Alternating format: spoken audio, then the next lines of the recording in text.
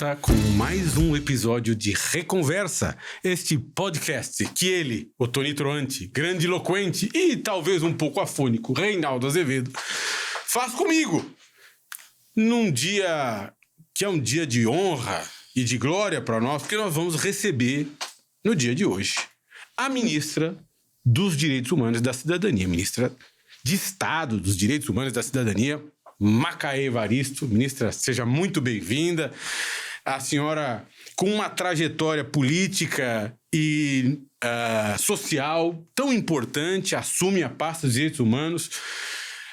Num momento que eu diria, Reinaldo, um momento paradoxal para os direitos humanos. Paradoxal porque... E eu já quero começar com uma polêmica, não é? Porque nós... temos um ministro da Suprema Corte do Brasil sancionado com base numa lei, a Lei Magnitsky, por suposta violação de direitos humanos. Os direitos humanos, eles aparecem no contexto de uma enorme dose de objetividade ética, de objetividade moral, ou seja, como se houvesse valores que são válidos e aplicáveis para todas as pessoas no mundo todo, né? E, obviamente, eles podem instrumentalizar coisas boas e coisas ruins, mas eu não quero encaminhar a sua resposta. Eu queria que a senhora, do alto do seu grau, da sua posição, nós vamos falar muito na noite de hoje, conversar bastante na noite de hoje, ou no dia de hoje, mas queria que a senhora comentasse a situação de ser ministra de Direitos Humanos num país em que tem um ministro do Supremo Tribunal sancionado por uma nação estrangeira por suposta violação de direitos humanos. Bom, Valfrido, questão nada simples, mas também eu acho que muito importante da gente poder se debruçar sobre ela. Eu acho que nesse momento que a gente está vivendo da história da humanidade, das relações entre nações, entre países, né? A gente tem já há um tempo essa preocupação com a instrumentalização do conceito de direitos humanos e uma tentativa de tratá-lo de uma maneira muito estrita. Né? Eu nem vou dizer que é estrita, eu vou dizer que é desvirtuante. Perfeito.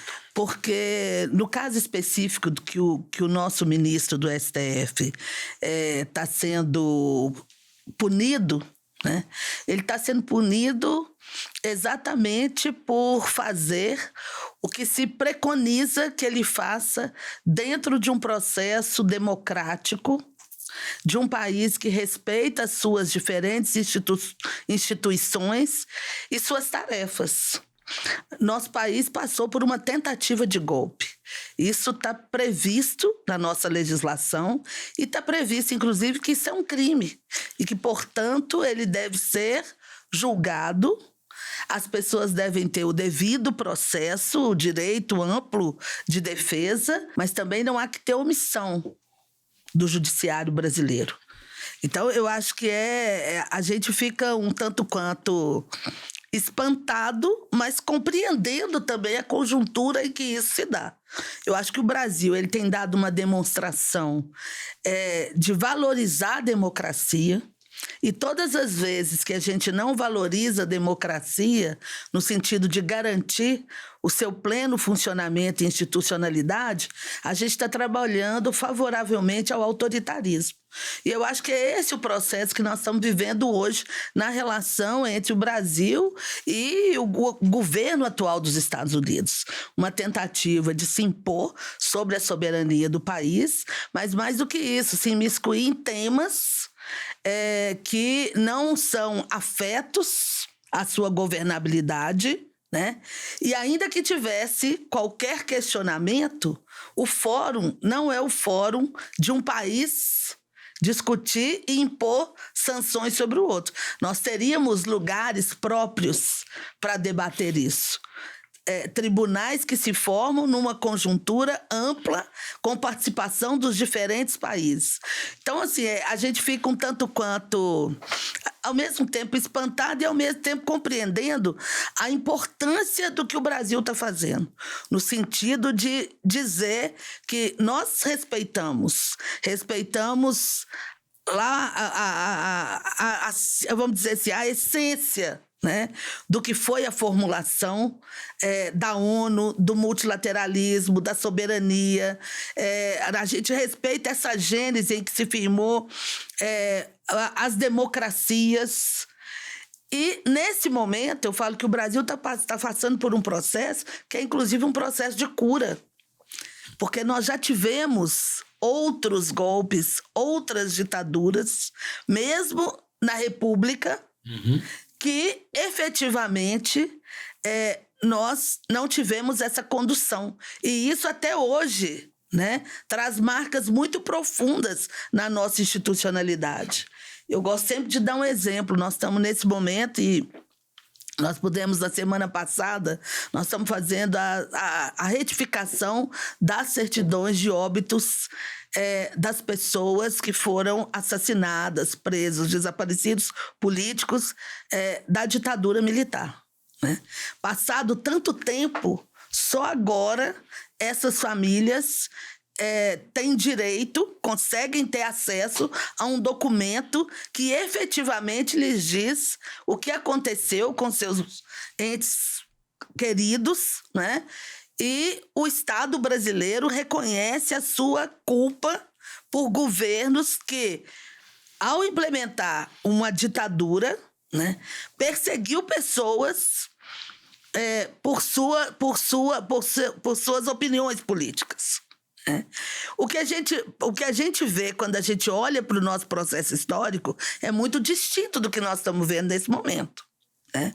Quer dizer, nós vimos um grupo que, objetivamente, foi contrário ao resultado das urnas, que atacou as instituições, inclusive atacou concretamente, materialmente. Todo mundo viu as cenas, foi público e notório. A gente está tendo acesso a documentos que mostram que foi tudo engendrado, que tinha um plano, né, que é proposital, que houve uma tentativa objetiva, né, de não acolher o resultado das urnas e impetrar um golpe. Não julgar isso favorece as pessoas que atuam, né, na linha da opressão. Porque não estão não respeitaram a vontade das urnas. E isso é muito sério, porque todas as vezes que nós somos, eu vou dizer, lenientes com o autoritarismo, nós estamos reforçando, né, reforçando o autoritarismo e fragilizando a democracia. Eu acho que é isso que a gente está vivendo nesse momento. Eu acho que o ministro Alexandre de Moraes, ele tem a solidariedade, né, total do nosso governo, do legislativo brasileiro, porque as pessoas estão entendendo que isso não pode acontecer. Não pode acontecer no Brasil, como não pode acontecer com nenhum país do mundo. Ministra, o professor Carlos Fico já esteve sentado aí nessa cadeira que a senhora está. Eu me desculpo por essa voz maravilhosa, mas um dia voltará ao normal. Mas pode dizer. Tá sexy. Tá sexy? Tá sexy. Eu sou obrigado a dizer. É uma tentativa que eu faço desde sempre. Quem sabe eu tenho conseguido. Eu cansei de ser só inteligente. Eu quero ser sexy. Conseguiu. Ministra, desculpa, a senhora tem que ouvir essas coisas. No que depender da voz, tá resolvido. Tá vendo como eu tinha razão? Ministra, o professor Carlos Fico escreveu a Utopia Autoritária Brasileira sobre os golpes de Estado ao longo da nossa história. A República nasce de um golpe de Estado, não é? E, de fato, como a senhora disse, nunca houve punição. Essa vai ser a primeira vez. E haverá punição. Haverá punição para civis, haverá punição para militares envolvidos na tramóia da reserva, da ativa. E quando a gente diz haverá, não é porque o resultado já está definido, como eles dizem. É porque os crimes foram cometidos e eles são evidentes. As provas são abundantes. Agora, a senhora tocou na atuação do ministro Alexandre de Moraes, que de fato é notável, né? Eu até brinco um pouco com as esquerdas, às vezes. Digo assim, eu defendi o Alexandre, vocês eram contra, não é? E custo-sacrifício pessoal dele muito grande também. Porque as ameaças, tudo, é uma coisa grotesca. Agora, a sociedade, não obstante, e já tratamos isso aqui, né? Uma parte está mobilizada, mas ela está dividida também, não é? Por que é que os direitos humanos, por que que a defesa da democracia, o que no seu entendimento, por que é que a sociedade anda um pouco, parece fria para essas coisas? Na verdade, o tribunal tomou para si, e com razão, dentro da lei, sem usurpar nada, a defesa da democracia, está fazendo seu trabalho. Mas a sociedade não lhe parece menos mobilizada do que deveria? Eu vou voltar no ponto que eu tratei anteriormente, quando eu falo que esse processo que nós estamos vivendo, ele é um processo de cura, é porque nós não temos, a gente não tem nenhum vocabulário para dizer do processo que nós estamos vivendo hoje, porque anteriormente isso não existiu. Então, nós não temos um repertório. Eu falo assim, como conjunto da sociedade... Isso que a senhora diz, a punição. Da punição e da própria aplicação dos princípios democráticos. Eu falo que um grande desafio para mim no Ministério dos Direitos Humanos é como traduzir direitos humanos para que as pessoas compreendam que quando a gente faz a defesa, eu não estou defendendo um ou outro, eu estou fazendo a defesa de alguns princípios que, no final das contas, quando eles são negados ao conjunto da sociedade e você pode ser a próxima vítima. Esse é que eu acho que é a grande dificuldade. Então, por exemplo, eu falei da questão dos presos e desaparecidos políticos. Presos e desaparecidos políticos da ditadura e a não apuração e as famílias não terem acesso e o direito a saber o que aconteceu com seus familiares, isso é um problema ainda hoje no Brasil, mesmo no contexto da República e dos governos democráticos. Eu me reúno com muitos coletivos de mulheres que seguem lutando para saber o que aconteceu com seus filhos. Se for vítima de violência, de forças de segurança, vítimas de milícia, vítimas do tráfico, desaparecidos. Mas a gente não pode se acostumar com essa tese de que as pessoas desaparecem. Jovens não podem desaparecer. Crianças não podem desaparecer e a sociedade se comportar como se isso é um problema individual, no máximo de algumas pessoas que vão se mobilizando em torno de um caso ou outro. Nós temos um problema sério, né, de funcionamento institucional que não dá o devido peso e o devido valor a episódios como esse. Eu cito esse episódio para dizer um pouco desse processo, que eu acho que nós temos que construir repertório. E acho que o que nós estamos vivendo hoje, ele é pedagógico nesse sentido, né? Quer dizer, tem uma imobilidade, às vezes um sentimento de que isso não me pertence, né?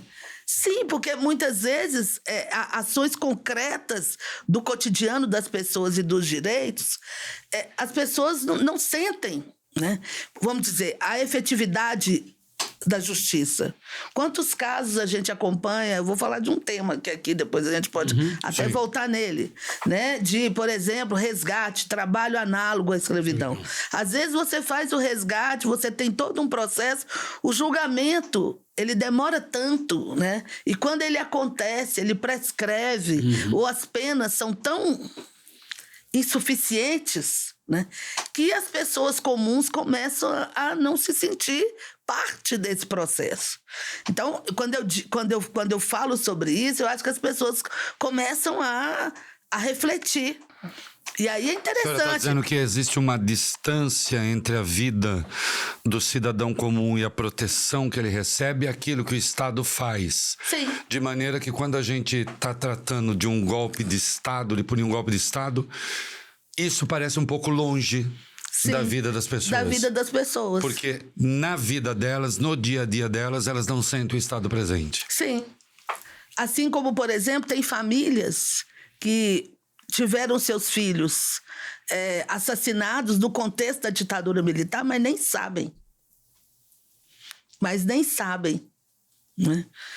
Então, isso cria eu vou dizer assim, isso cria uma visão distorcida sobre as instituições e sobre a presença do Estado na sua vida cotidiana. Eu imagino o que é, por exemplo, para hoje, quem mora em periferias, vilas e favelas, e muitas vezes o Estado, quando ele não chega com escola, ele não chega muitas vezes com saúde, ou com assistência, ou com esporte. Ele chega com a polícia metendo o pé na sua porta. Né? Então, as pessoas veem isso e começam a relativizar um tanto de coisa. Então, por isso que eu falo que vai ser um momento muito importante, né? O julgamento será televisionado e baterá recordes de audiência, mas as pessoas elas vão se apropriando. Eu acho que isso é muito importante. Elas compreenderem, inclusive, muitas vezes, ações que são tidas como brincadeiras. O que é que eu vejo muitas vezes? Quando as pessoas falam, mas aquilo não era sério. Eu tenho um primo que foi lá, mas ele estava ali achando que era tipo assim, vamos fazer uma excursão lá em Brasília, vamos lá, tá chamando, todo mundo vai. As pessoas não entendem nem a gravidade do que aconteceu. Então é preciso, nesse processo, sermos suficientemente pedagógicos para também educar o conjunto da população. Que não é brincadeira a gente dizer que nós não vamos acatar o resultado das urnas, e não é brincadeira a gente depredar o patrimônio público, mas o que é grave ali é que, veja bem, se faz tudo aquilo e as pessoas agora começam a ter a dimensão que tinha toda uma armação ali, entendeu? Que aquilo fazia parte de algo maior. De algo muito maior. Não era só vandalismo. E com, eu vou dizer, interesses muitas vezes espúrios e muitas vezes muito distante do discurso que estava sendo levado para aquelas pessoas. Ministra, a senhora, ao fazer essa fala, mostra que direitos humanos se relacionam com muitas tarefas do Estado. Os direitos humanos têm a ver com política carcerária, com política de drogas, com polícia. Isso só para ficar no Ministério da Justiça. Com política de repressão ao crime. Para desbordar para o Ministério da Economia, com direitos sociais, insegurança alimentar, economia, planejamento, enfim. A senhora não... Primeiro, qual é o desafio de dialogar com todas essas pastas ministeriais ao mesmo tempo? Em primeiro lugar. Em segundo lugar, como a gente comunica? E aí, voltando um pouco para a resposta anterior. Como é que a gente comunica as pessoas? Porque quando elas estão falando de direito à moradia, elas estão falando de direito fundamental. Quando elas estão falando de Bolsa Família, elas estão falando de políticas de transferência de renda, de direito fundamental. Quando elas estão falando de política de droga, elas estão falando de direitos fundamentais. Quando elas estão falando de política carcerária, condição carcerária, elas estão falando de direitos fundamentais. Como é que a gente explica isso para as pessoas? De fato, a senhora ocupa uma pasta que parece etérea, mas é muito concreta. Como é que a gente faz essa virada? Bom, eu tenho tentado muito trabalhar uma ideia que é a ideia da dignidade. Da ideia da dignidade humana. Porque muitas vezes a gente fala direitos humanos, isso pode parecer para as pessoas uma coisa muito que não tem pega. Mas eu acho que qualquer pessoa no mundo, ela sabe o que é viver com dignidade. E quando é que ela está sendo colocada numa situação de indignidade. Eu acho que o conceito de dignidade humana é um conceito operável. Né? Não é digno uma pessoa viver em situação de extrema pobreza e não ter o que comer. Sim. Não é digno você procurar uma unidade básica de saúde e você é uma mulher periférica, grávida, e você ser tratada, né, de maneira tal que você morra no parto. Todo mundo sabe que isso é uma indignidade. Né? Uma mulher, nesse tempo que nós vivemos, morrer numa situação de que ela teve negado o seu acesso à saúde.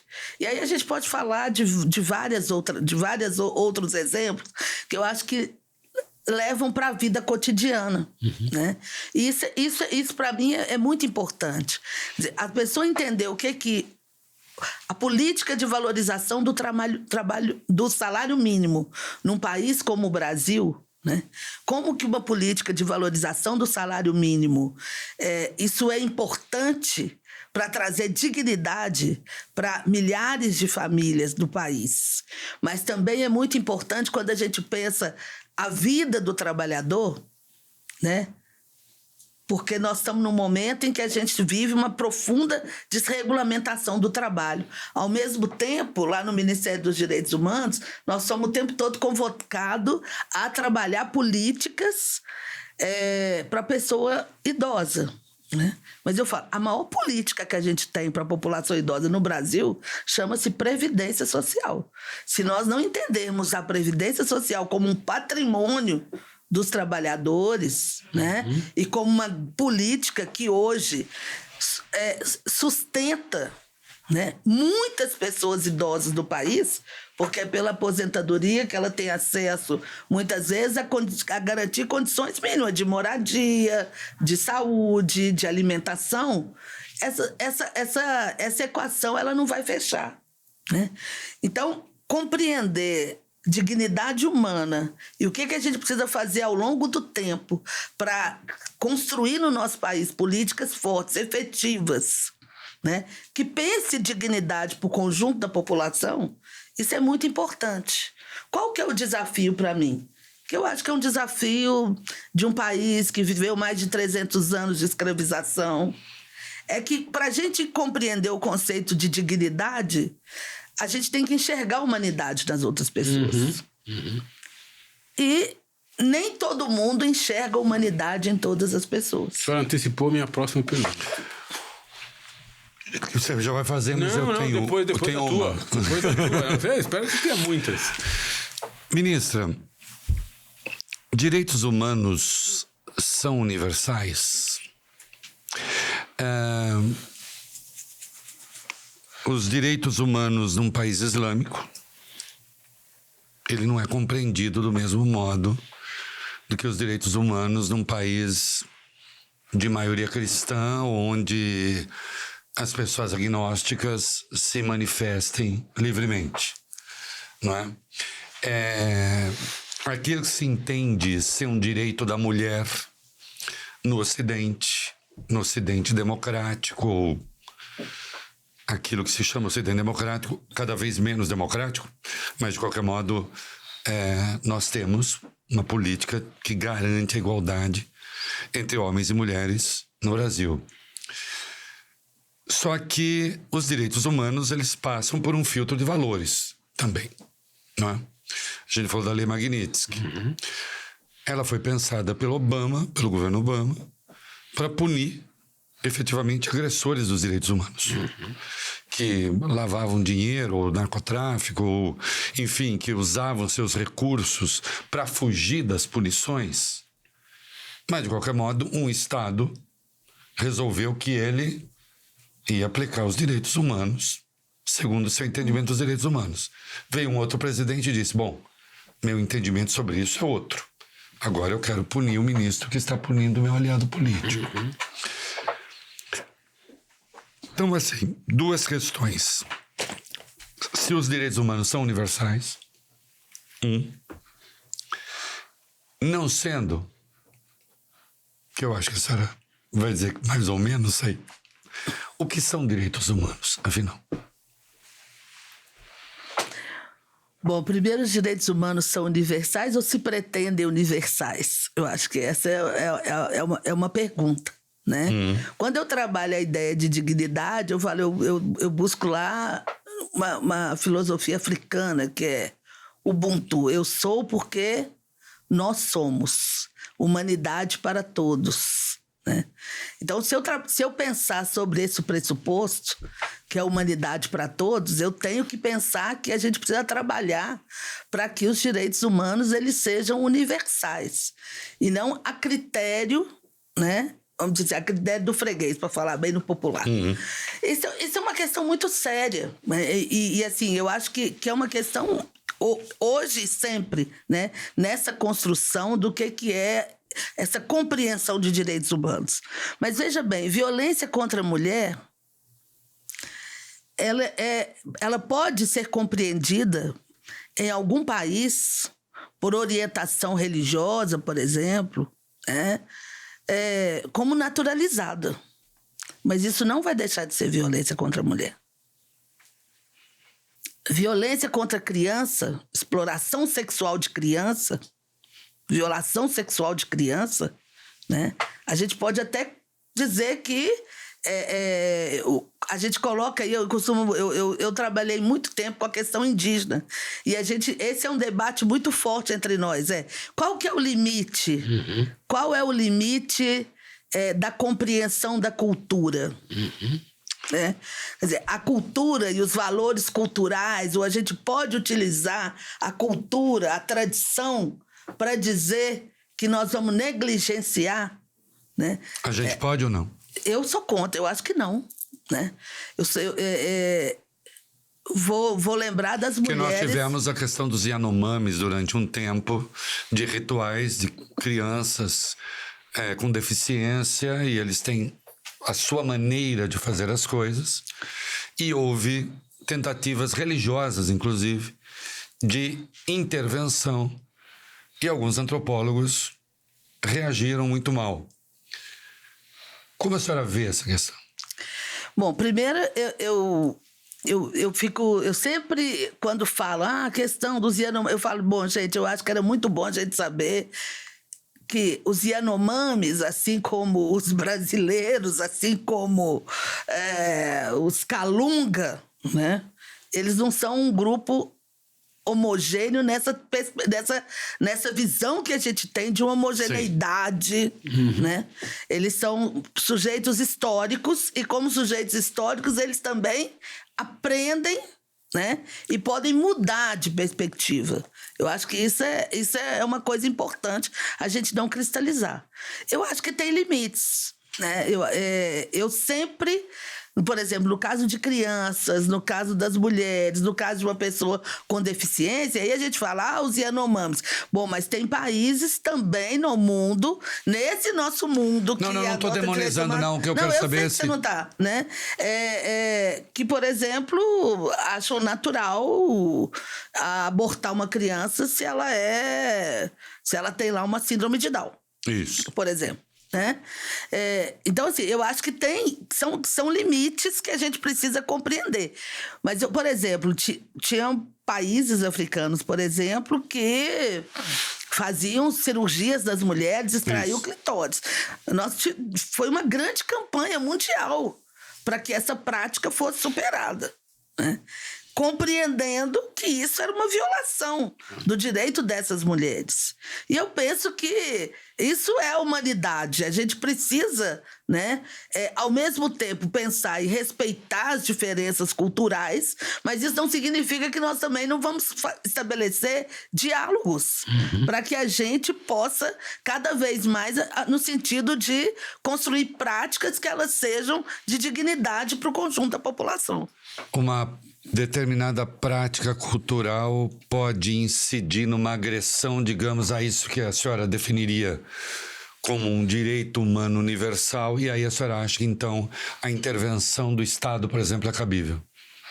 Eu não sei se eu chamaria de intervenção do Estado, porque quando a gente usa intervenção do Estado, no geral... A ação do Estado. É violenta, né? Não, o Estado, a ação, o diálogo do Mas Estado. o diálogo, sim. Então, por exemplo, eu trabalhei muito tempo na construção de escolas indígenas. Isso foi uma longa construção e continua sendo no nosso país, de pensar como que a gente constrói escolas indígenas específicas e diferenciadas. Né? A gente pode pensar inicialmente que a escola é uma instituição completamente estrangeira às populações indígenas, à cultura indígena. Né?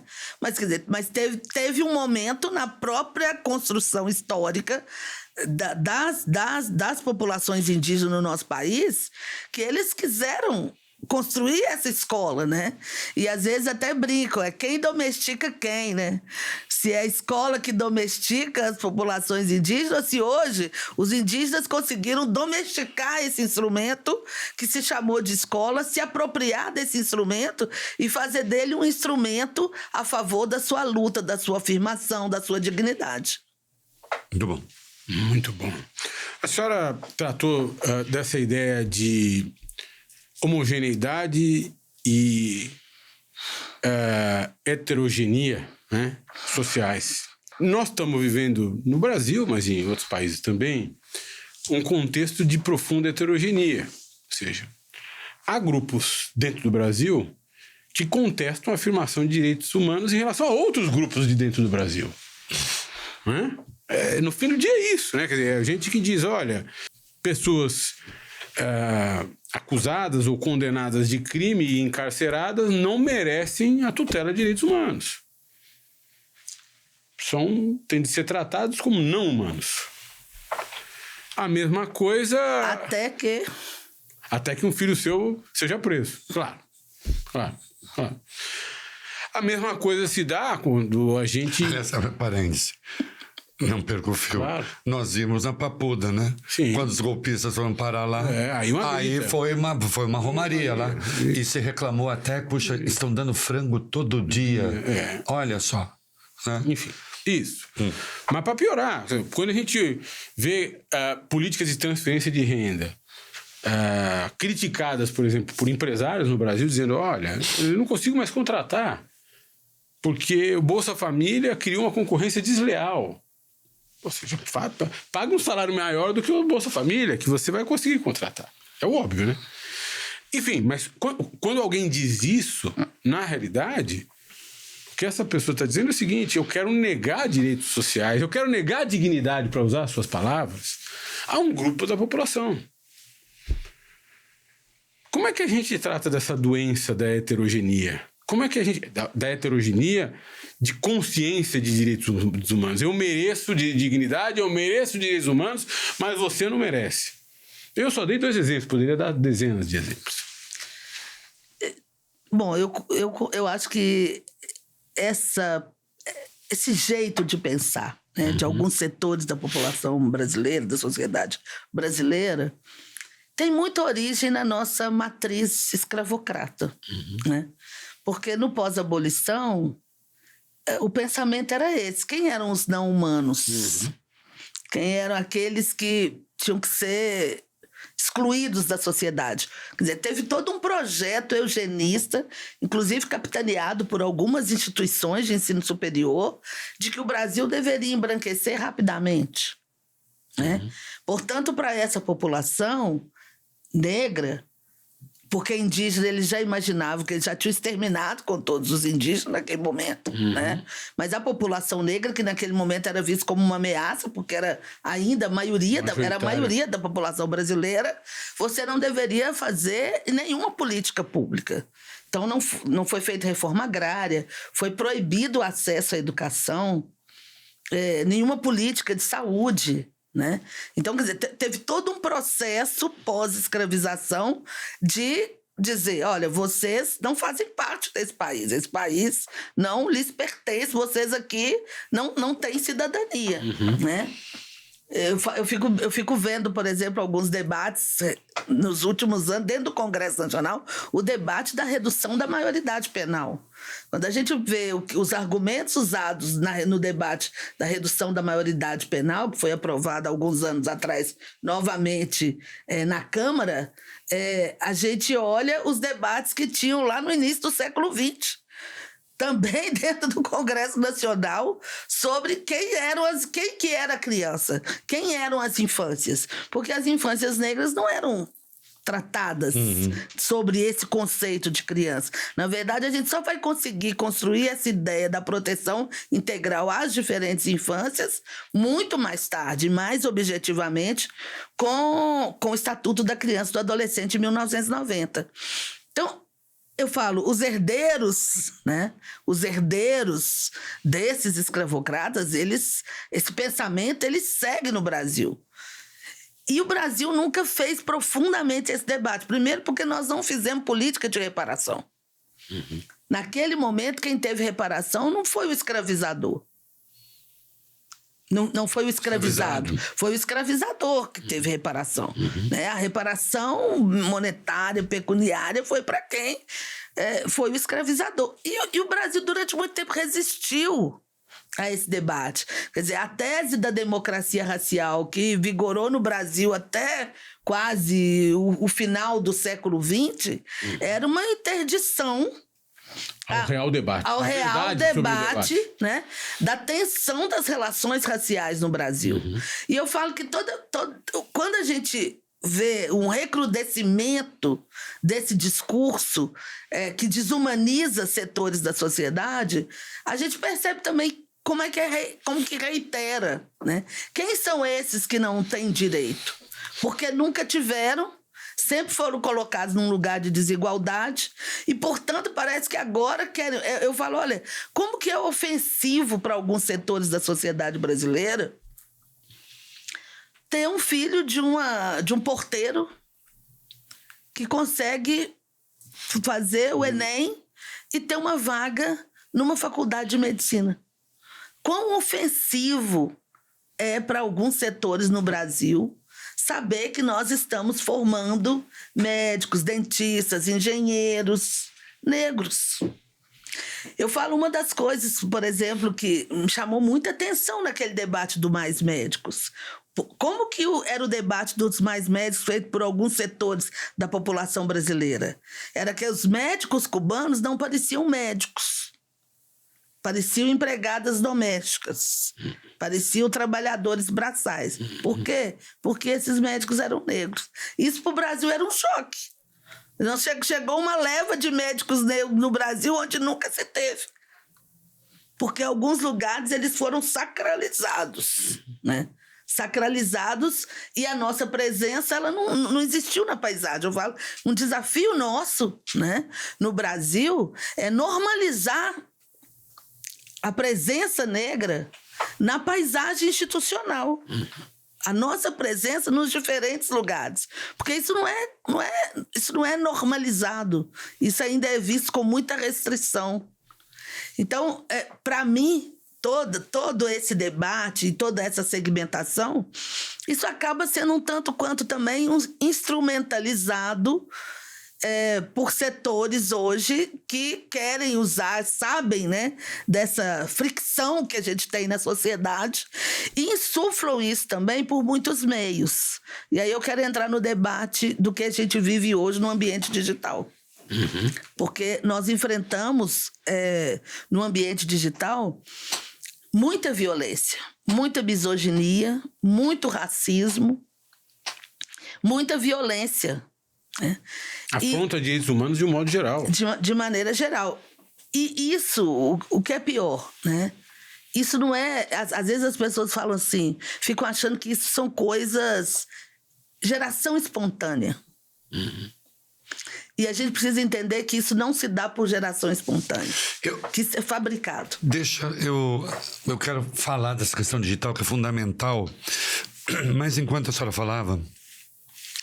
A gente entende claramente o racismo ou as manifestações de injúria racial de brancos contra negros, o inconformismo com a presença do negro em determinados lugares.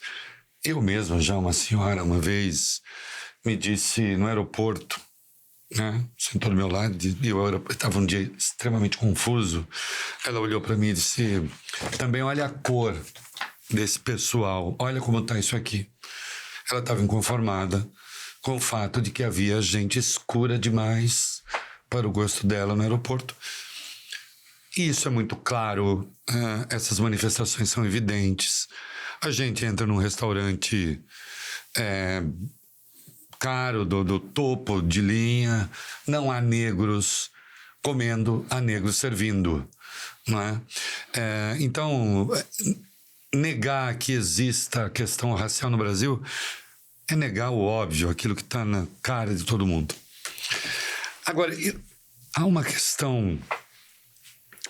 Quando a gente pega algumas igrejas muito conservadoras, a gente vê um grande número de negros, aí usando o conceito político de negros, né?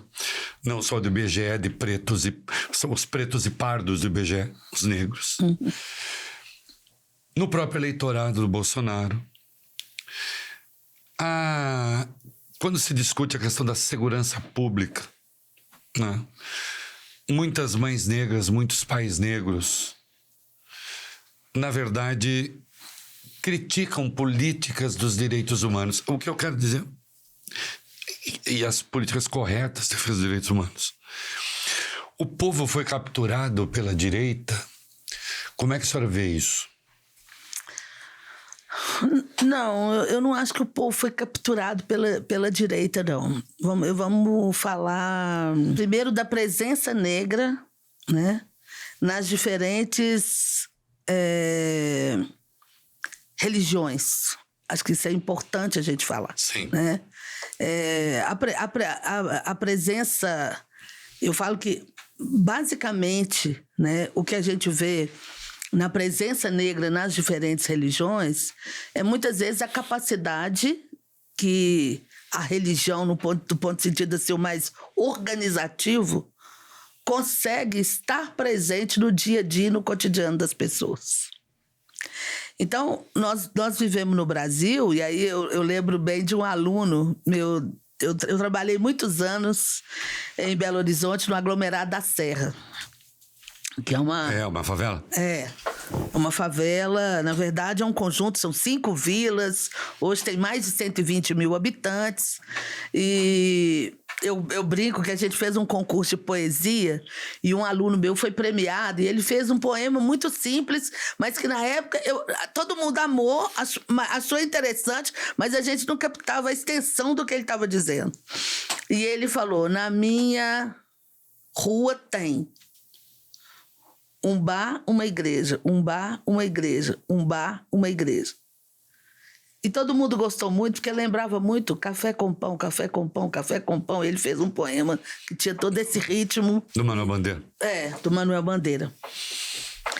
E eu falo que eu não tive a capacidade de entender a perspicácia do olhar. Isso era uma criança de 9 anos, há quase 20 anos atrás. Ele estava relatando desse fenômeno de expansão de igrejas nas periferias urbanas. Muito interessante. Né? A gente precisa dizer sobre isso porque, olha, nós vivemos recentemente uma pandemia que foi muito terrível e que teve um tratamento criminoso pelo Estado e pelas autoridades. E aí eu observo bem quem é que estava lá junto com as comunidades nesse momento.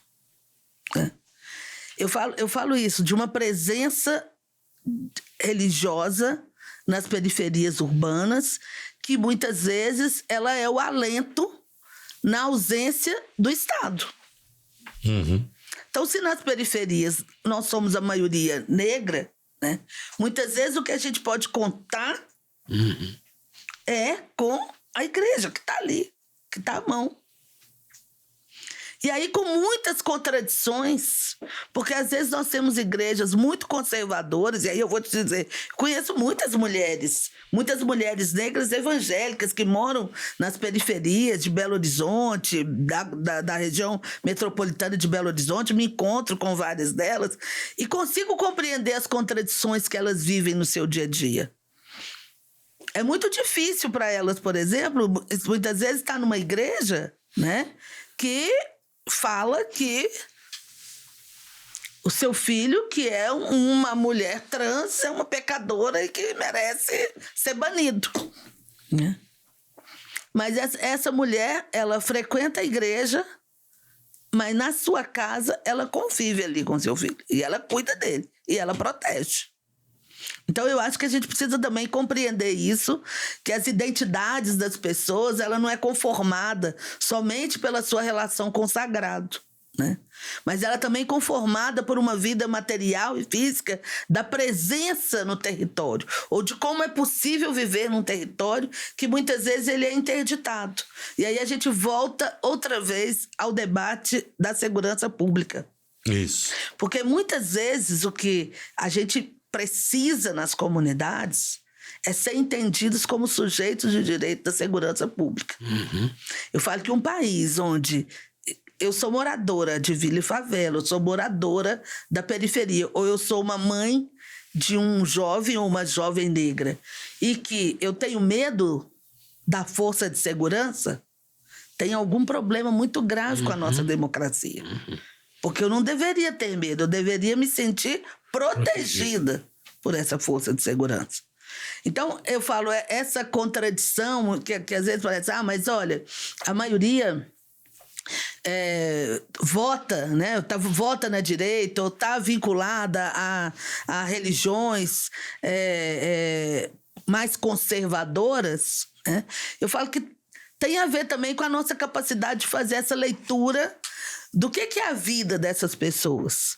Porque olha como é que foi a política do Estado na pandemia. Não pode sair de casa. E tá certo.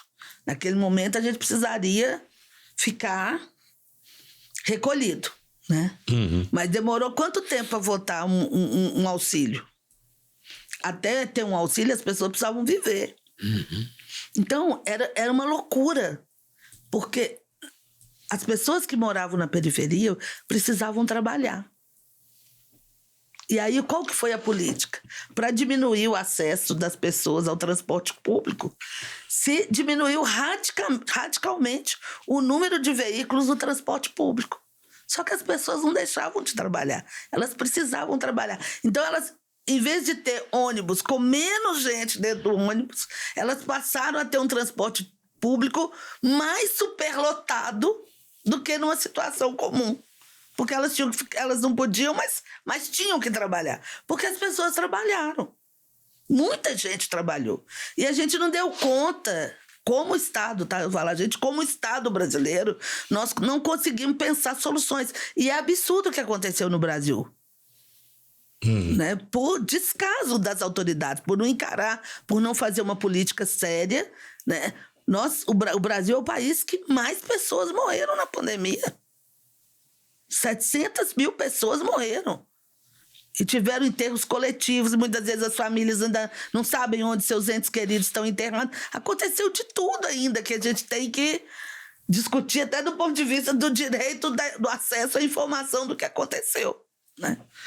Então, eu penso muito sobre isso, sabe, Reinaldo? Eu sou muito tranquila em relação a isso. As pessoas falam, olha, eu sei onde é que as pessoas negras, elas são acolhidas. Porque ou elas estão acolhidas das nossas casas religiosas de matriz africana, que são as que mais estão nas periferias, né? E que sofrem hoje, muitas vezes, uma violência, porque não topam entrar, muitas vezes, em esquemas ilícitos das redes que operam nessas periferias, né? Porque não é só intolerância religiosa, a gente precisa... Intolerância religiosa está por trás, eu vou dizer assim, é toda uma ideologia, uma prática que se prega contra as casas. Mas a gente sabe também que tem uma disputa de mercado religioso.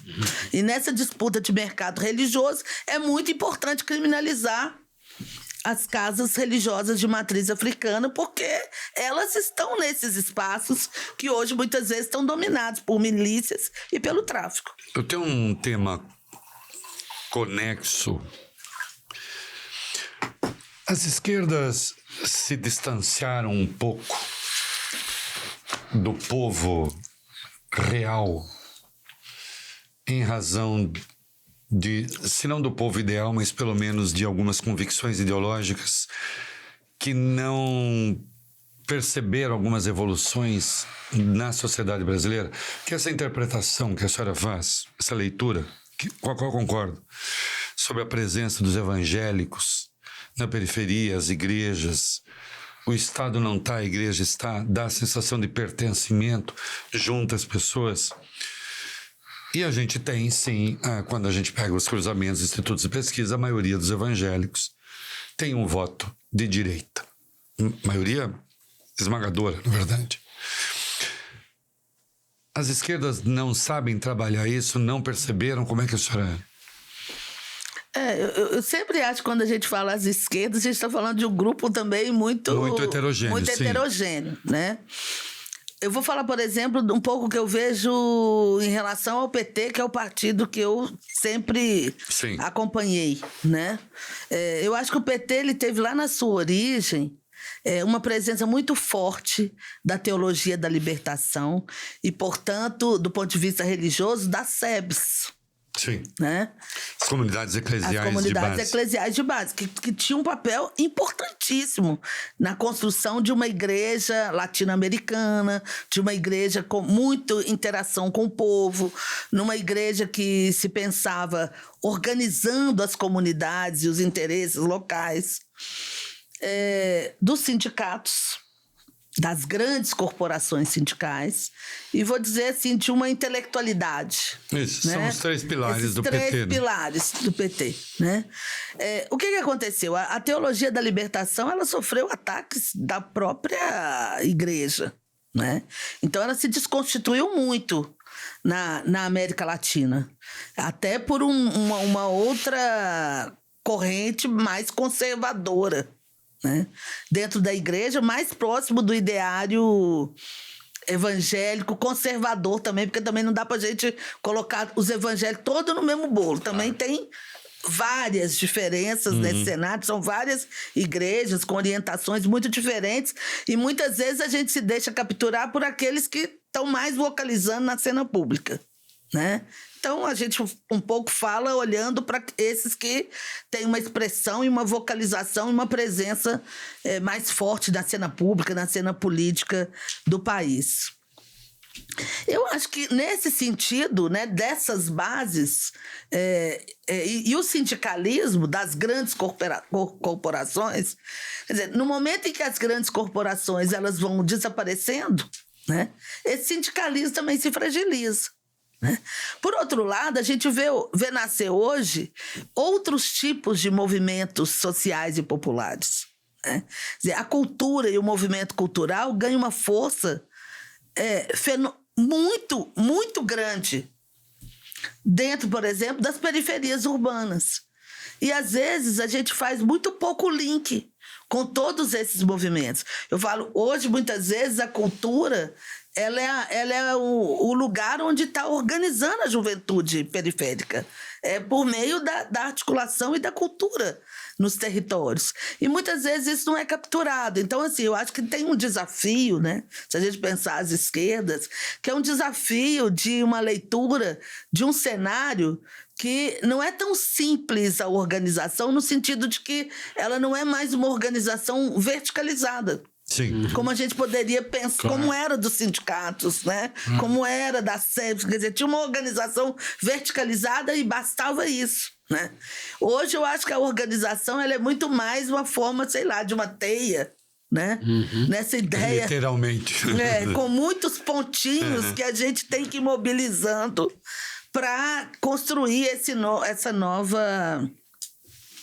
Vamos dizer assim, essa outra esquerda que está se fazendo, eu acho que está se constituindo, né? Mas a gente ainda está nesse lugar, assim, num lugar de passagem, porque as nossas principais lideranças ainda são lideranças herdeiras lá da luta contra a ditadura militar, né? E desse modelo em que se estruturou a esquerda e que hoje acho que a sociedade tem outras formas de organização. A própria forma de organização do trabalho, né, no mundo, ela é diferente.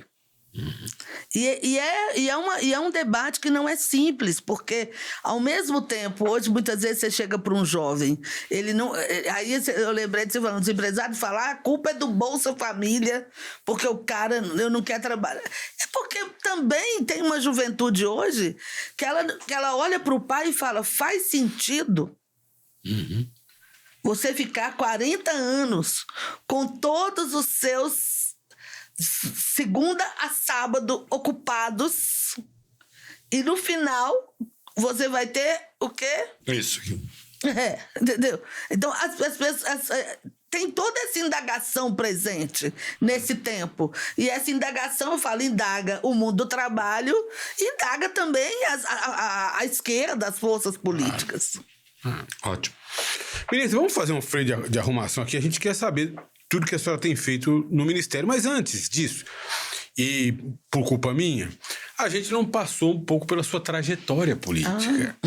Né? A senhora é ministra dos Direitos Humanos e Cidadania do presidente Lula, do governo do presidente Lula, mas a senhora foi secretária de Estado, a senhora foi de Estado de Minas Gerais, a senhora foi secretária de Educação, se eu me equivoco, foi secretária municipal, foi vereadora com quase 6 mil votos, e depois deputada estadual, que era o último cargo que a senhora ocupou, com quase 60 mil votos, antes de ser nomeada ministra pelo presidente Lula. Mas isso são informações, são dados. Nós queremos o contexto. Como é que a senhora chega aqui? Um pouco da sua história, da sua trajetória, para depois, tenho certeza, o Reinaldo vai lhe perguntar o que tem acontecido no Ministério, quais são as iniciativas e aí por diante.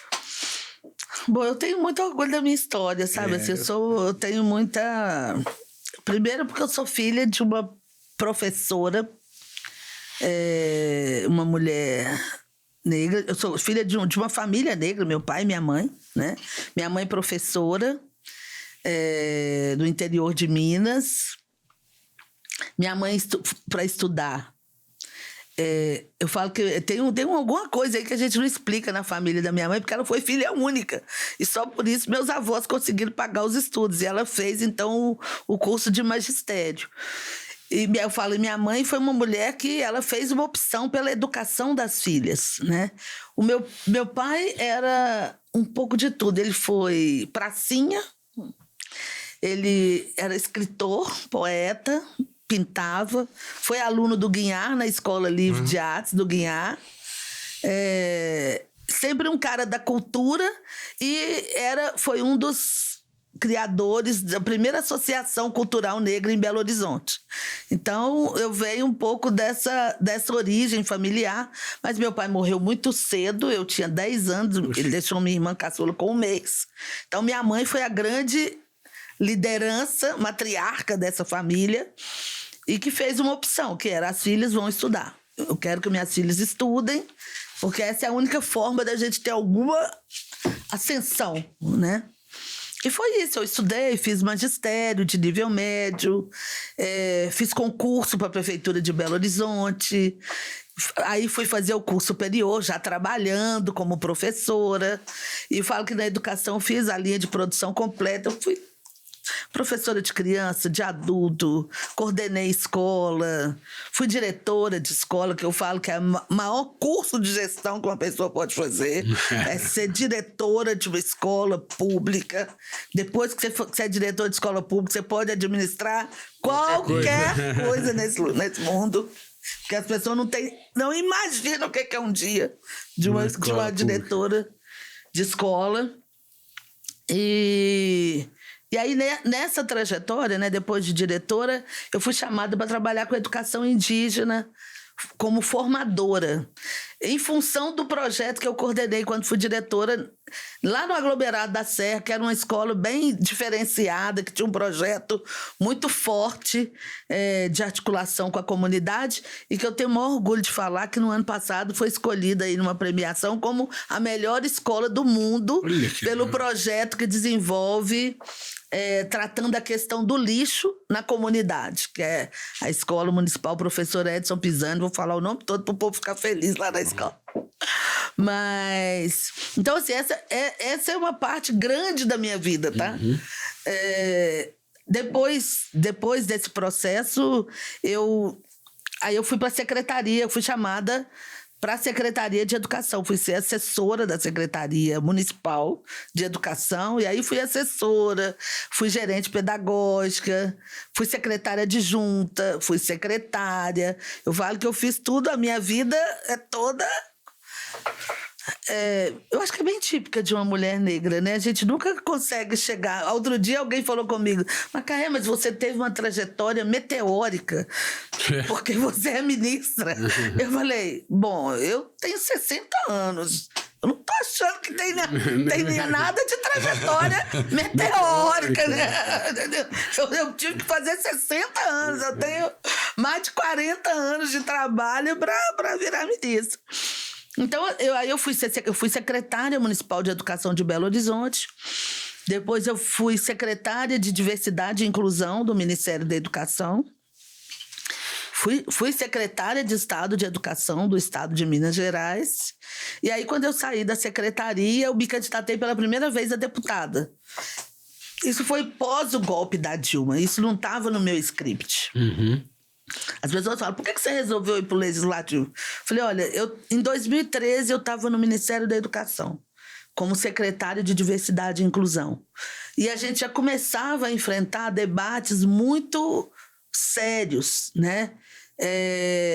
No sentido de debates que questionavam a laicidade do Estado, que questionavam a liberdade de docência, que tentava criminalizar professores, escolas, cercear livros, literatura que chegavam na escola. Eu já vivi um pouco isso como secretária de Diversidade e Inclusão do Ministério da Educação.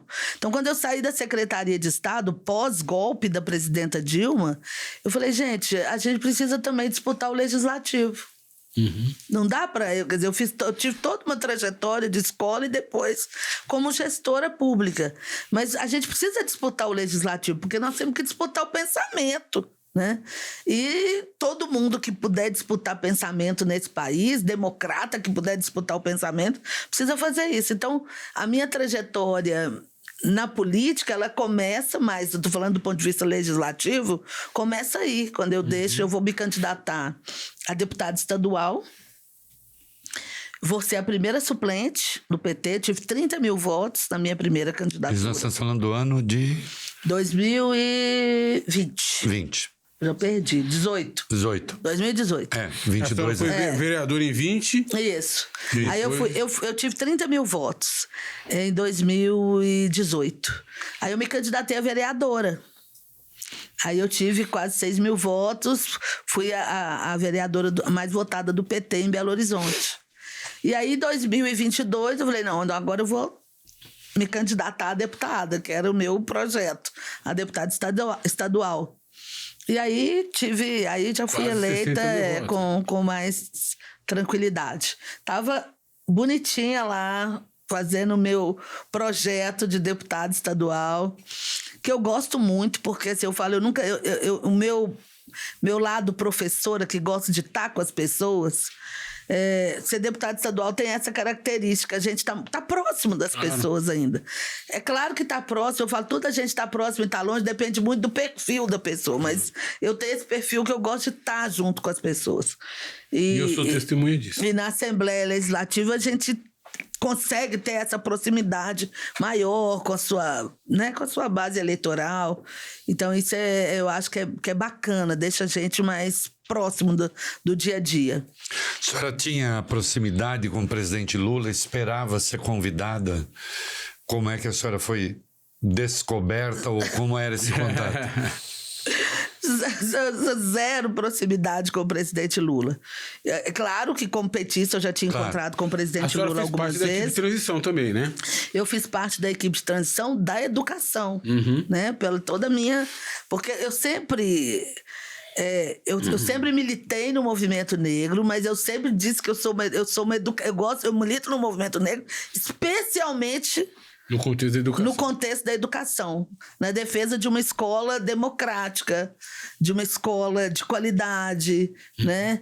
Uma escola antirracista. Então, eu fiz minha trajetória como professora, da qual me orgulho muito e muito atuando nessa agenda. Eu sou também assistente social. E sou assistente social. Que é a sua formação de origem universitária.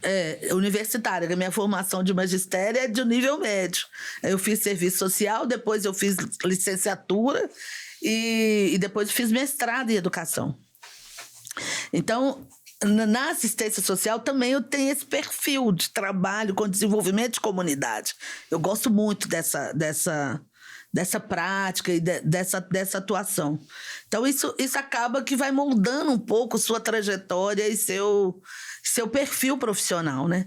Eu me encontrei com o presidente Lula em alguns eventos do PT, não me encontrei com ele durante a transição, me encontrei quando ele foi a Belo Horizonte na campanha, no meio daquela confusão, mas nada mais pessoal, né? E para mim foi uma surpresa, na verdade, assim, porque, pra você ter uma ideia, o dia que me ligaram, eu estava fazendo campanha, eu estava acompanhando uma candidata a vereadora de Belo Horizonte, na rua, como eu gosto de fazer campanha, andando, pedindo voto, conversando com as pessoas, e tinha feito isso, assim, de 6 da tarde até 10 da noite, na região leste de Belo Horizonte, que todo mundo me conhece por lá. E quando você chega 10 da noite, você falou, pô, sextou, né? Aí liga o presidente. Aí quando falou sextou, não, ainda o presidente, eu recebi a primeira ligação porque estava nos jornais essa história, né? E o povo querendo falar comigo. Eu falei, gente, vocês são bem intencionados, mas o presidente não me ligou, não tem nada disso. Mas foi isso, assim, foi esse processo. Ministra, uma questão... Começo com uma historinha. O Pasolini, diretor italiano, quando o movimento 68 na França, que os comunistas combateram... Né? Pier Paolo Pasolini. Pier Paolo Pasolini. Como eu gostaria de chamar Pier Paolo. Em vez de Valfrida, é mais complexo, Valfrida. Quando o movimento dos estudantes chegou à Itália, ele era militante comunista, do Partido Comunista, e execrava aquilo que ele considerava um movimento pequeno burguês, radicalizado, que não servia exatamente a organização dos trabalhadores, mais ou menos a posição que tinha o Partido Comunista Francês, não é? Que não apoiou as tais das jornadas de maio e tal. E aí o Pasolini, falando sobre os policiais que reprimiram estudantes, ele disse, bom, nesse confronto entre policiais e esses estudantes das universidades, estão quebrando, botando fogo em carro, ele disse, só tem um lado que é povo. Dos policiais. Os policiais. E, enfim, evidentemente, gerou... Botou fogo no mundo com isso. A minha questão, a segurança pública é hoje considerada o principal problema para os brasileiros. Os governadores ficam felizes porque parece que a deles está indo tudo bem, o problema é do Lula. Não está, né? Porque boa parte dos problemas na esfera estadual. Mas, de qualquer modo, existe essa dificuldade. De novo, como atrair essa mão de obra da segurança pública e só a força das... Nós temos mais de 500 mil policiais militares no Brasil. Eles são uma força somada maior do que o Exército. Uma força militar, na verdade, é a Polícia Militar, as polícias militares. Como é que a gente... Por que fica parecendo que os direitos humanos não servem para eles? Só servem para as vítimas deles. Eu sei que isso é falso, mas, de qualquer modo, existe esse entendimento. Como é que se fura essa bolha de incompreensão? Bom, quando eu penso em segurança pública, eu acho que a gente precisa ter 3 pontos que a gente precisa avançar no nosso país, né? Primeiro é na própria compreensão de que segurança pública é direito de todas as pessoas. E aí, quando ele diz que só tem um lado, que é o povo, o que o povo pede, né? O povo pede por segurança pública. Paz. Mas na verdade é isso. O povo, as pessoas querem poder sair e voltar de suas casas com tranquilidade. A gente quer que as nossas filhas possam sair e voltar sem problema. Nossos filhos possam sair e voltar sem problema. Né? Então, esse, por exemplo, é um debate muito forte que o movimento negro faz, que uma mãe negra ela não dorme enquanto o filho não chega em casa. É verdade. E ela teme pela vida dele. Né? E a gente não deveria. Então, tem alguma coisa aí que a gente precisa tratar. Então, uma das coisas que eu acho, e acho que essa última operação que a gente teve na semana passada, ela é muito importante nesse sentido, é compreender que eu acho que hoje uma política de segurança, ela precisa de inteligência e ela precisa de tecnologia. A gente tem desenvolvimento suficiente para isso, inteligência e tecnologia. Então, boa parte da criminalidade, ela não é orquestrada nas vilas e favelas. Pelo contrário, as vilas e favelas são vítimas da criminalidade. Vários atores das forças de segurança são moradores de vilas e favelas. E eles são vítimas, né? Sim. Dessa política de segurança de um lado e do outro. Como cidadãos não podem comuns, andar uniformizados, não por exemplo. podem andar uniformizados. Tem que esconder o uniforme. Exatamente. Né? E por outro lado, como cidadão comum tem que esconder o uniforme, e muitas vezes quando está uniformizado olha para o outro como inimigo, porque isso também é uma construção. Quer dizer, e não é uma coisa do indivíduo, mas acaba que o indivíduo ele tem uma responsabilidade, porque construir um olhar sobre o outro desumanizador. Assim como muitas vezes também as pessoas olham para eles e o veem nessa desumanização. Então, eu acho que inteligência e tecnologia é uma questão importante e a gente precisa desfazer esse mito, né, de que a violência e o crime, ele está lá na vila e na favela, e olhar para esses lugares como lugares que estão sendo usados. Né? Então, se a gente quiser desmantelar mesmo, a gente precisa alcançar quem está na orquestração. Eu acho que esse é um ponto. O outro ponto é olhar para as forças de segurança efetivamente. Não só do ponto de vista de salário e carreira, mas do ponto de vista de saúde física e emocional. Sim. Porque o adoecimento dentro das forças de segurança hoje é muito grande. Depressão. Entendeu? Depressão, alcoolismo. Né? É a taxa de suicídios, de suicídio entre policiais chega a 5, 6 vezes a taxa de suicídio da população comum. Então, a gente precisa olhar, então, para esse sujeito, né? Ou seja, para a humanidade que está por trás das forças de segurança pública. Isso é pensar do ponto de vista de sua carreira e remuneração, mas também é pensar do ponto de vista da sua saúde mental e da sua qualificação. Quer dizer, a não qualificação traz a não qualificação das forças de segurança pública acaba trazendo uma penalização para essas pessoas. Porque muitas vezes, olha, eu vou dizer, elas agem completamente... A gente vê nos fatos um despreparo imenso.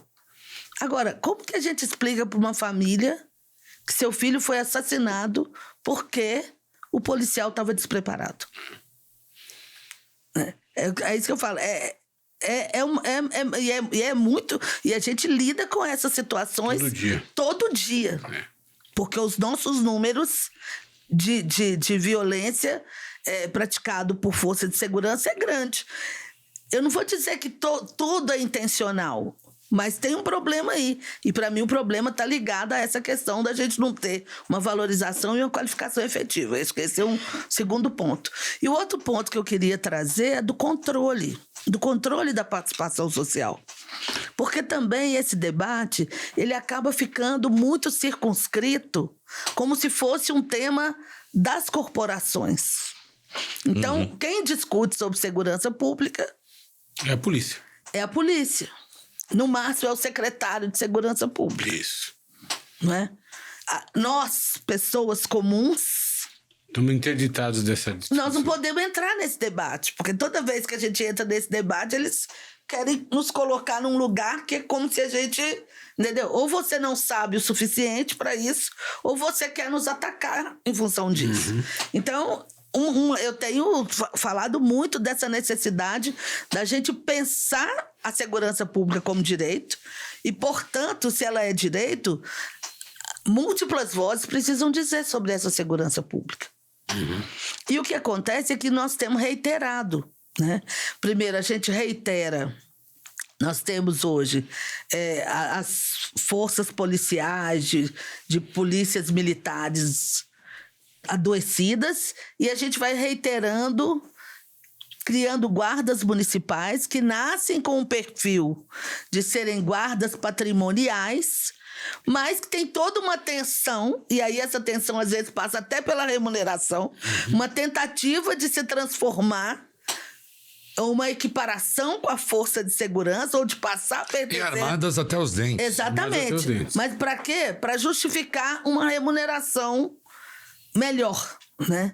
Então eu fico pensando, mas não seria o caso, então, da gente trabalhar efetivamente essa remuneração, né? E essa valorização para que a gente pudesse construir um outro tipo, né, de força de segurança de outra natureza? Eu acho que esses debates estão aí. Eu acho que a minha tarefa, nesse momento, como ministro dos Direitos Humanos, é trazer esses temas e tensionar, né? E chamar atenção para esse fato, inclusive do conjunto da população. Porque não é errado querer um ambiente de paz. Não é errado a gente querer poder sair de casa e voltar para casa em segurança.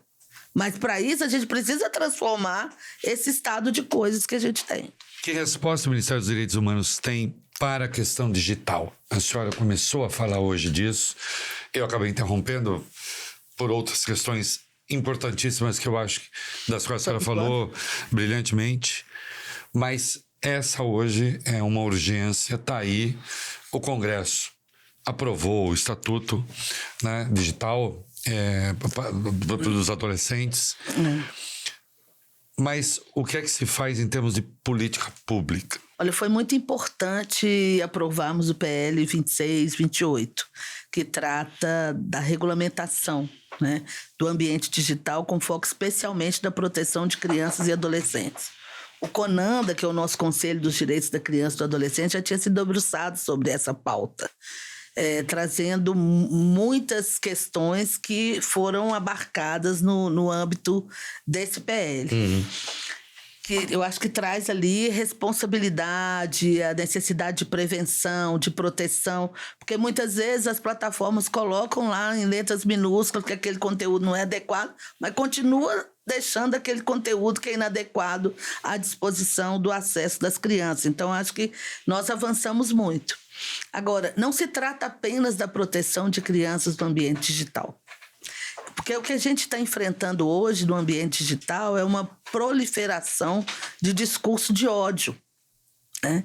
E o discurso de ódio, ele não pode ser tratado com leniência. Então, hoje nós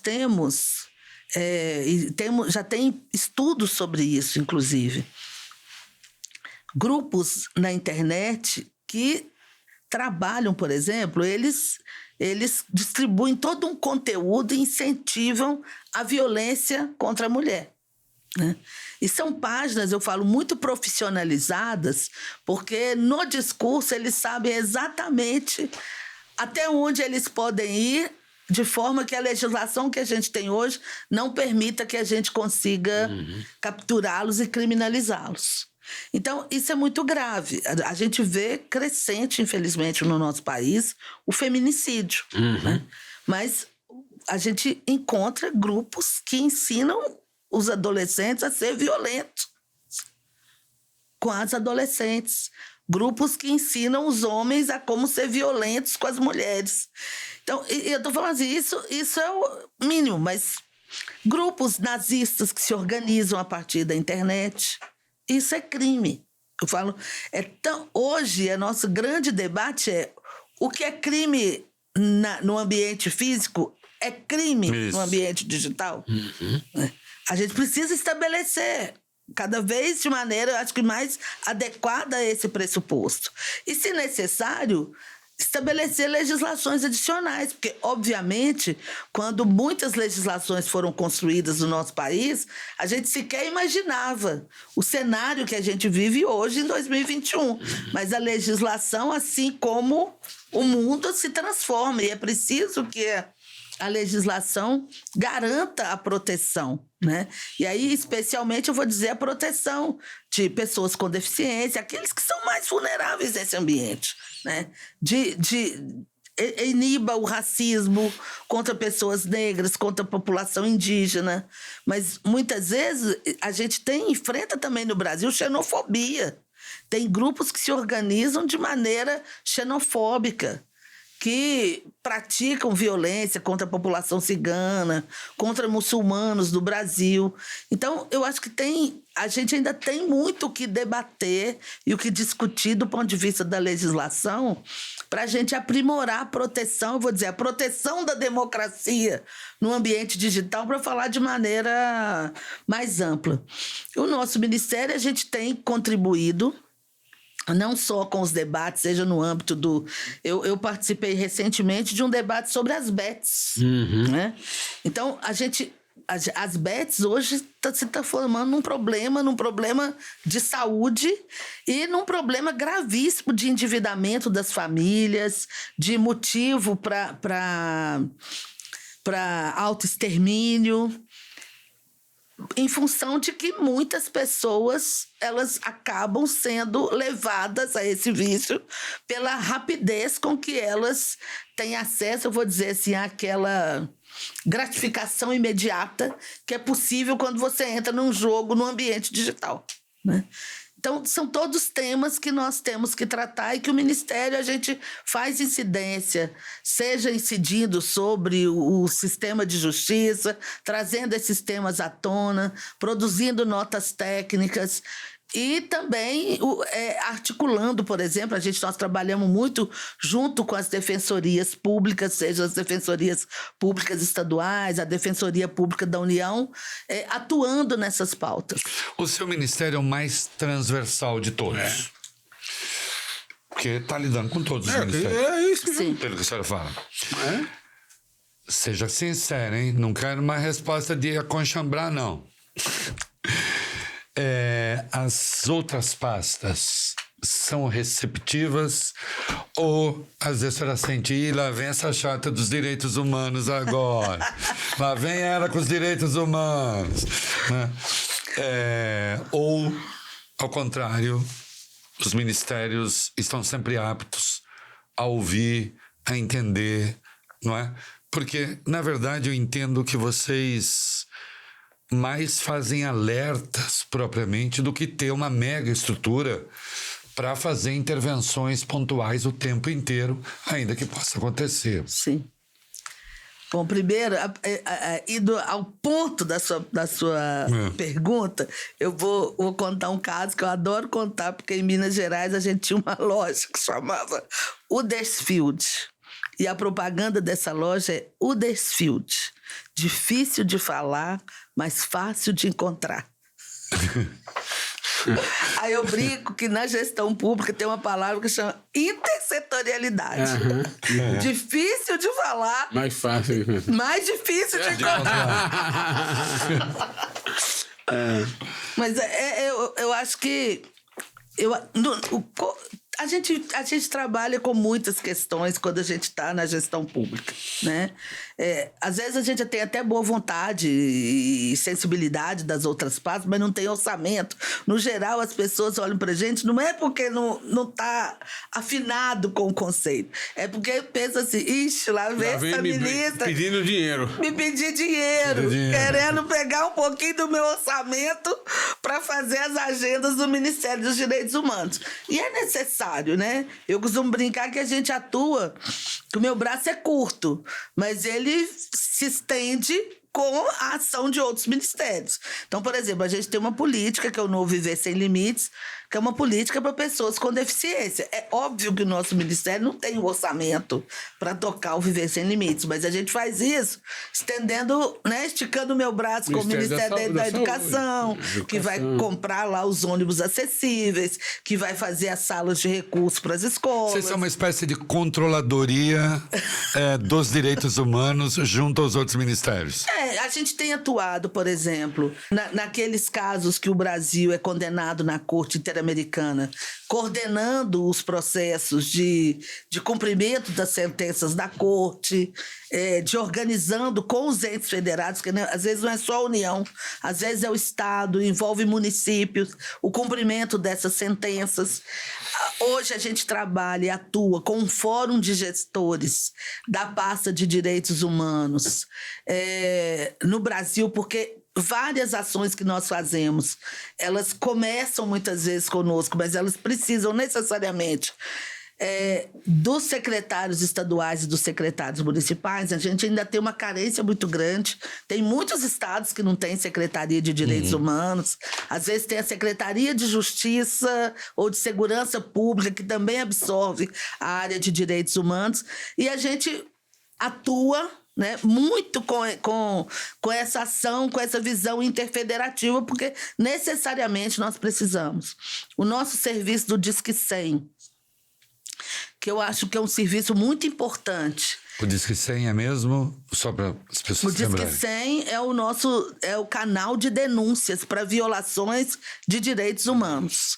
E aí de várias áreas. De qualquer. Desde denúncia contra violência, exploração sexual contra crianças e adolescentes, denúncia relativa a trabalho análogo à escravidão, denúncias que tratam de violações. Por exemplo, hoje a gente tem algumas áreas que têm solicitado muito, por exemplo, violência contra professor. A gente está estruturando, né? Estamos nos estruturando para acolher que aumentou muito isso, né? Esse tipo de denúncia de violência contra professor. Enfim, a violação de direitos humanos, de defensores de direitos humanos, ambientalistas, jornalistas. Então, o Disque 100, ele tem um arcabouço, né, grande, mas que, por exemplo, quando chega uma denúncia de violação de direito da criança e do adolescente, a gente não trabalha sozinho. Nós articulamos toda uma rede dos conselhos tutelares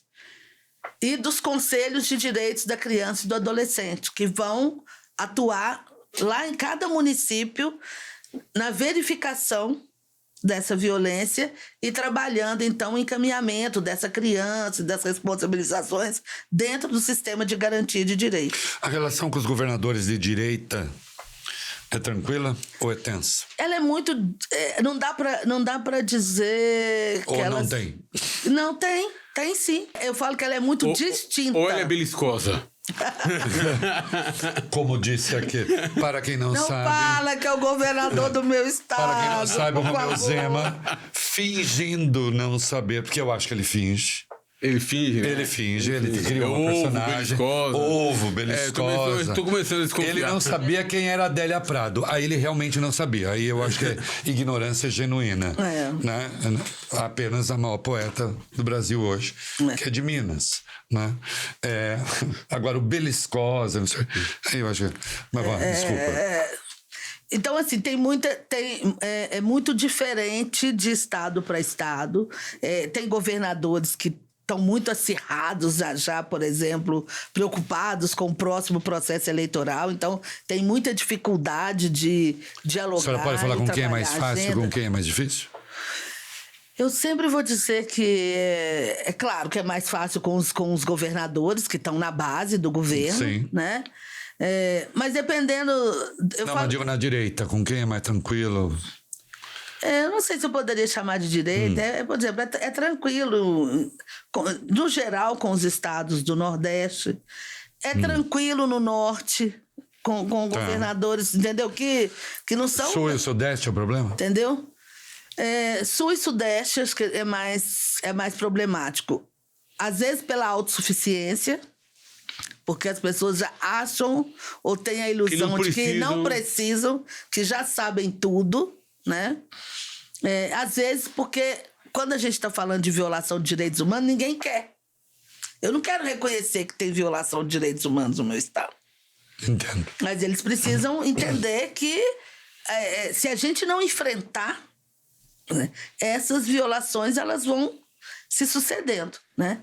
E é claro, obviamente, tem pessoas que fazem isso ideologicamente porque atuam eu vou dizer assim, nesse diapasão de que alguns setores não são sujeitos de direitos humanos. Mas é tem difícil confrontar, assim, a senhora é uma simpatia, uma pessoa doce, deve ser muito difícil. Eu não posso dizer que assim, eu não posso absolutamente dizer que fui destratada, absolutamente por nenhum governador. Eu tenho uma boa relação com os secretários das áreas, procuro fazer isso dialogando, porque eu acho que é muito importante. Eu acho que nessa minha agenda, se eu estou propondo que a gente trabalhe na perspectiva do diálogo, porque eu não vejo outra forma de construir uma cultura de paz. Se a gente efetivamente não se dispor a dialogar, e especialmente dialogar com quem pensa diferente da gente, né? Eu não poderia estar nesse lugar. Então, eu tento, na medida do possível, dialogar. E, por exemplo, a gente tem feito isso, temos feito isso com a questão dos deportados dos Estados Unidos. Por exemplo, o maior número de deportados dos Estados Unidos hoje é do meu estado, né? De um governador que acabou de lançar sua candidatura e que tem, no geral, atacado muito o presidente Lula.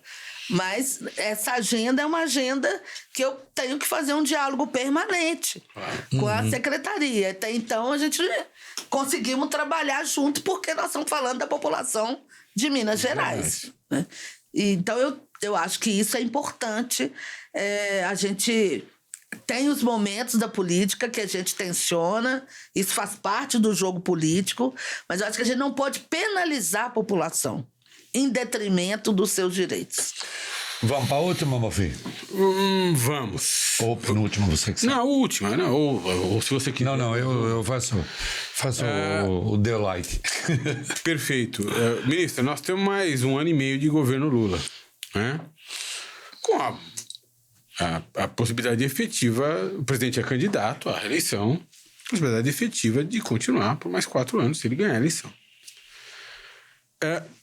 Como é que o Ministério dos Direitos Humanos se projeta para esse 1 ano e meio ou para mais 5 anos e meio? Quais são as missões mais importantes? O que é que a senhora tem em mente como central e como prioridade para a sua gestão?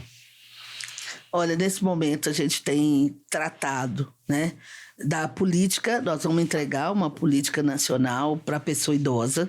Eu acho que esse é um elemento muito importante que a gente aponta para o futuro, porque o Brasil está num processo de envelhecimento da população e a gente precisa chegar num próximo governo do presidente Lula com alguns elementos, eu acho que pelo menos com visões estabelecidas sobre isso. Né?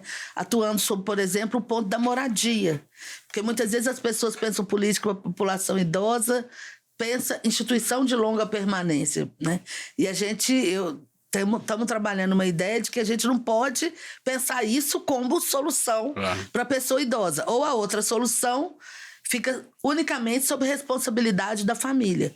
Só que nós teremos uma geração de pessoas idosas, por exemplo, com pouquíssimos filhos. Sem filhos, às vezes. Ou sem filhos.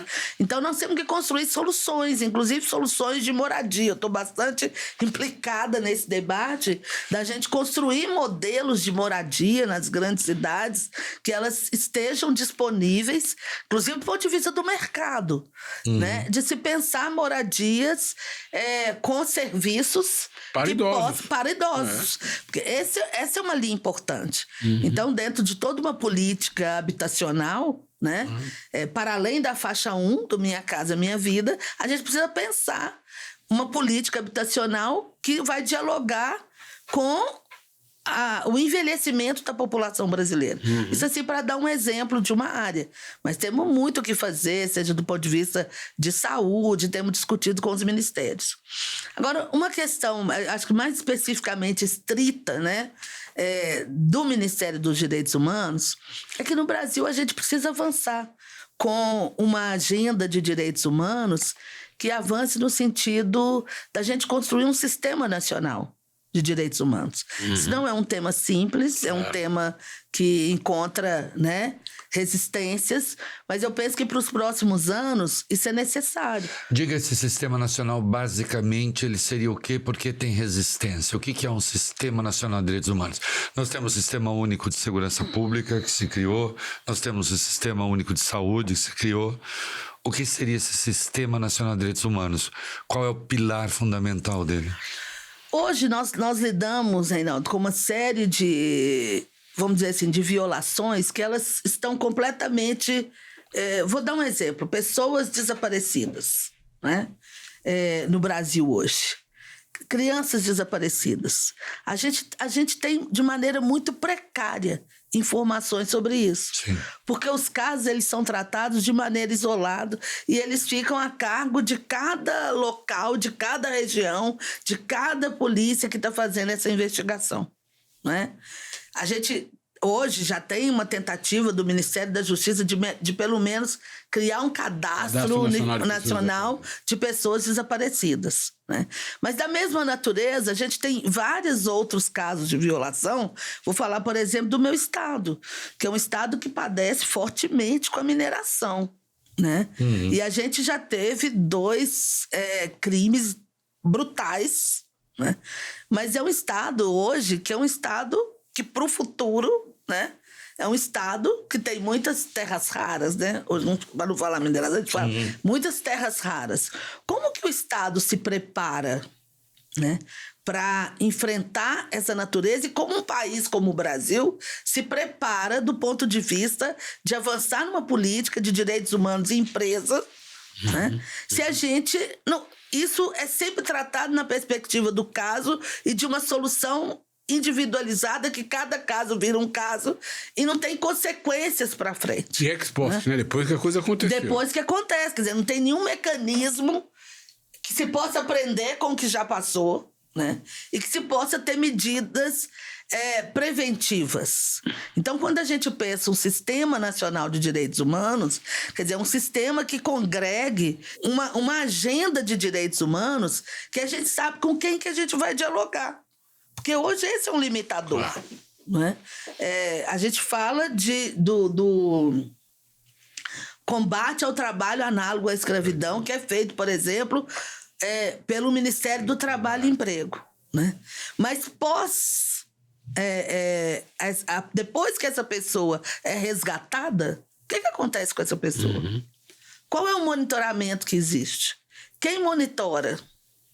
Como que a gente avança, por exemplo, nesse artigo que está lá previsto na Constituição, que as pessoas, empresas, por exemplo, donos, proprietários de terras que tenham trabalho análogo à escravidão podem, inclusive, perder suas terras. Mas isso nunca foi regulamentado. Nunca aconteceu. Como vários quesitos, né, que acabam virando violações de direitos humanos, sobre os quais o Brasil já foi condenado nas cortes interamericanas, a gente acaba tratando do ponto de vista de casos. Tortura dentro do sistema de justiça.